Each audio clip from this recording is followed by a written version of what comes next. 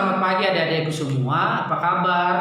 Pada pagi hari ini kita mengucap syukur atas pemeliharaan Tuhan dalam kehidupan kita semua. Pada saat ini kita akan pujikan, kita memulaikan peribadahan kita. Kita akan pujikan hari ini, hari yang telah dijadikan Tuhan.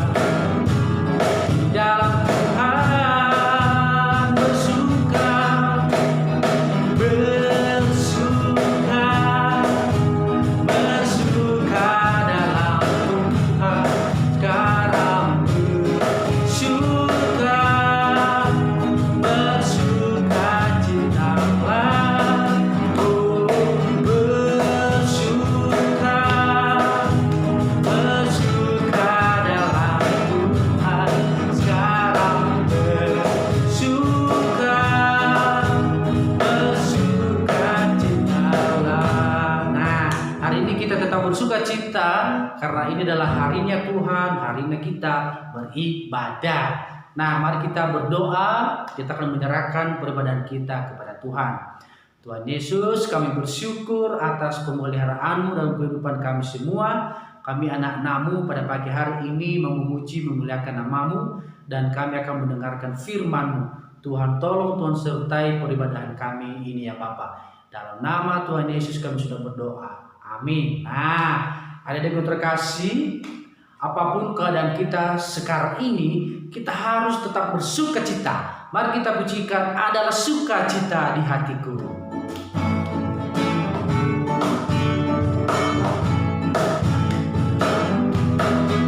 Adalah sukacita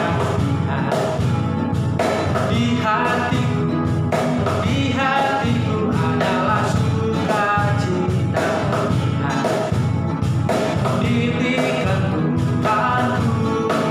Aku bersyukur, bersukacita, kasih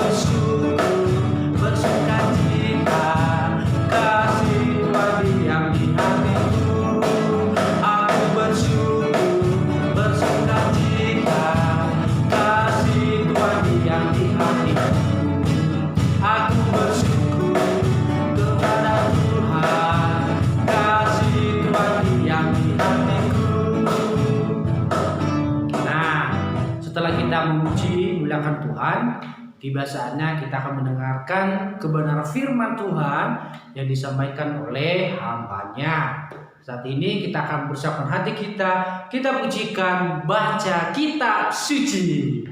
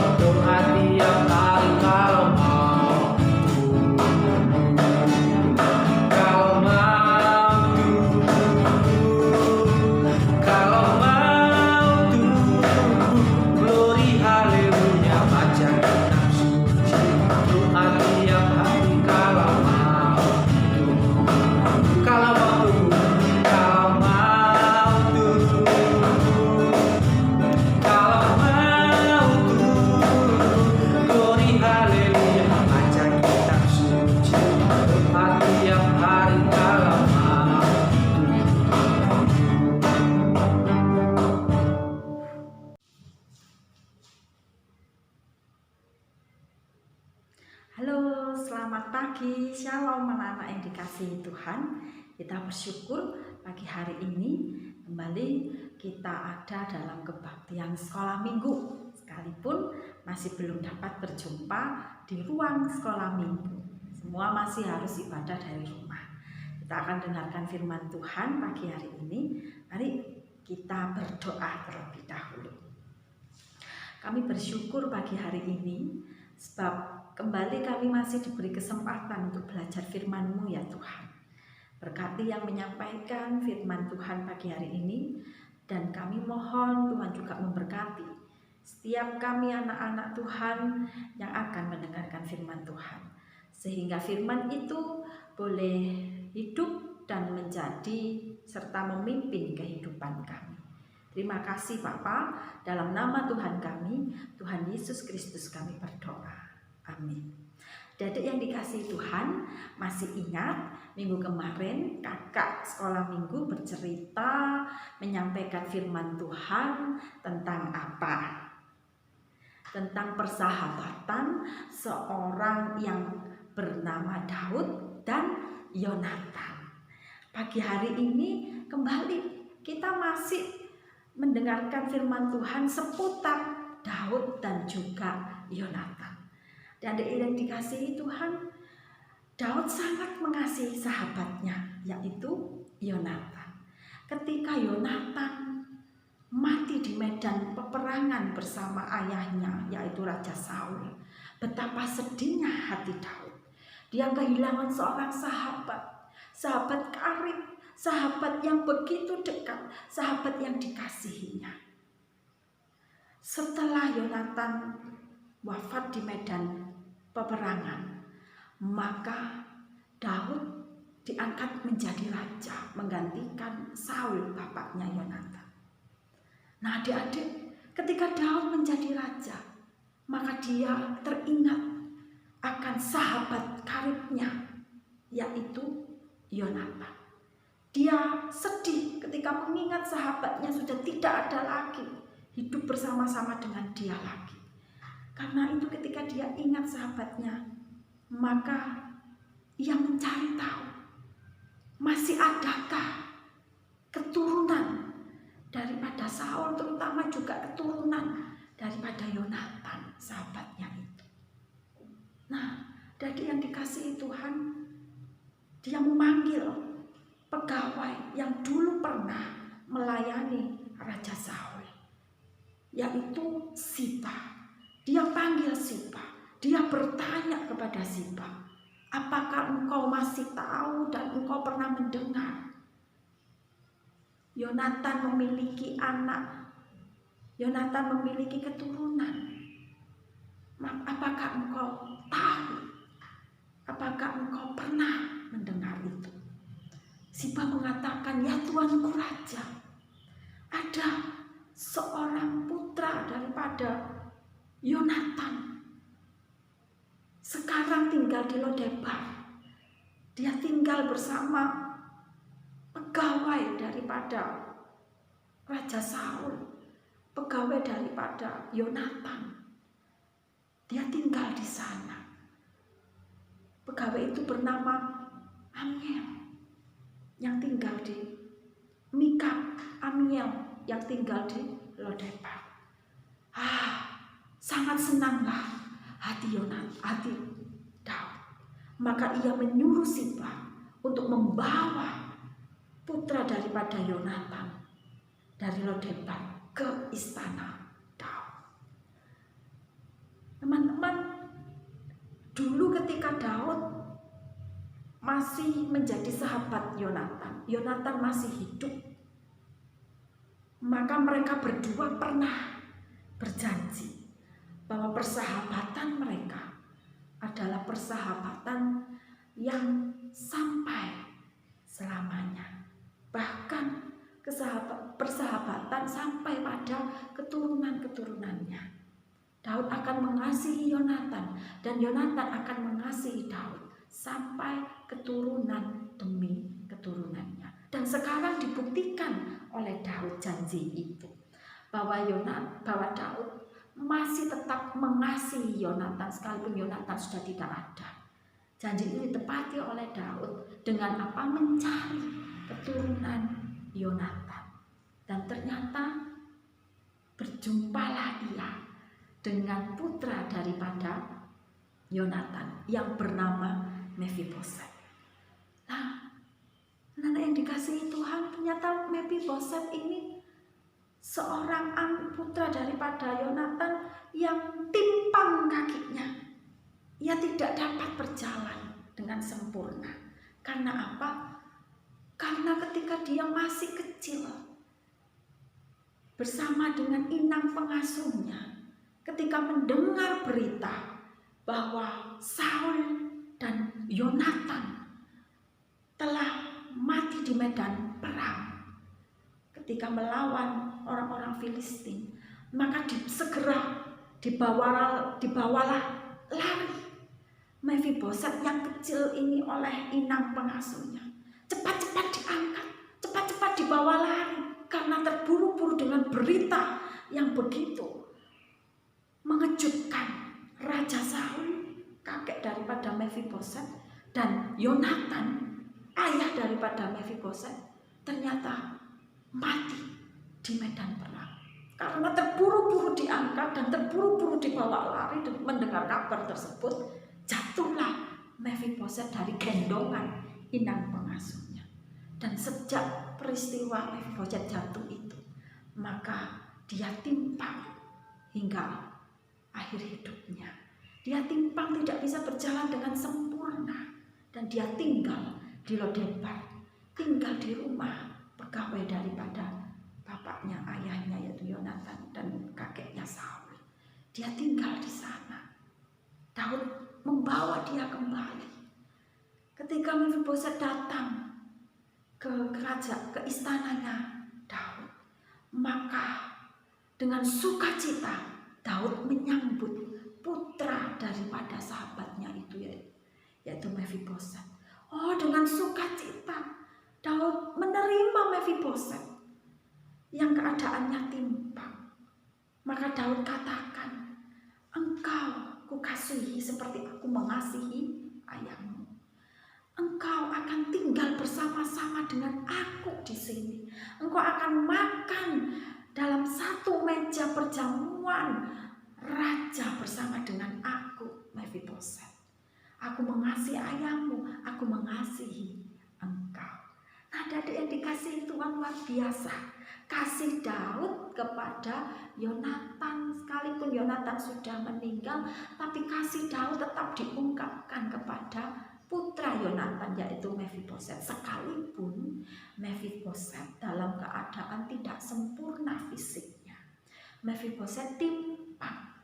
Mephiboset bukan lagi putra kerajaan, putra mahkota yang tinggal di istana yang megah. Tidak, Mephiboset tinggal di Lodebar, ikut tinggal di rumah pegawai daripada bapaknya.